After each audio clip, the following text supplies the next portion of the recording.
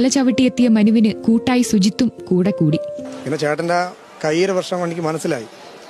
ഒരു കൈയില്ലാത്ത ബുദ്ധിമുട്ട് നമുക്ക് മനസ്സിലാവുമല്ലോ. അപ്പോൾ എനിക്ക് 2 കൈ ഉണ്ടായിട്ട് എനിക്കൊരു ചെറിയ പടം പോലും വരയ്ക്കാൻ പറ്റിയിട്ടില്ല.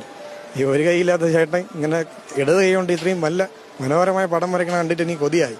അങ്ങനെ അവിടെ ഇരുന്ന് ചേട്ടനെ ഹെൽപ്പ് ചെയ്യാൻ മനസ്സ് ഭഗവാൻ അയ്യപ്പനായിട്ട് ചേട്ടൻ എപ്പോഴും പറയും, അയ്യപ്പനായിട്ട് മോനെ കൊണ്ട് തന്നെന്ന് എപ്പോഴും പറയും. അത് കേൾക്കുമ്പോൾ സത്യം പറയാൻ എൻ്റെ കണ്ണ് നിറയും.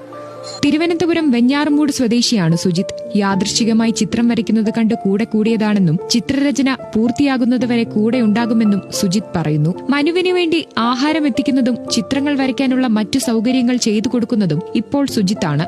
ശബരിമല ഡ്യൂട്ടിക്കായാണ് സുജിത്ത് ഇവിടെ എത്തിയത്. മനുവിന്റെ കൂടെ നിൽക്കുന്നതിൽ ദേവസ്വം ബോർഡും പൂർണ്ണ പിന്തുണ നൽകുന്നുണ്ടെന്ന് സുജിത്ത് പറയുന്നു. ഇപ്പൊ പിന്നെ ജോലി സ്ഥലത്ത് സപ്പോർട്ടുണ്ട്.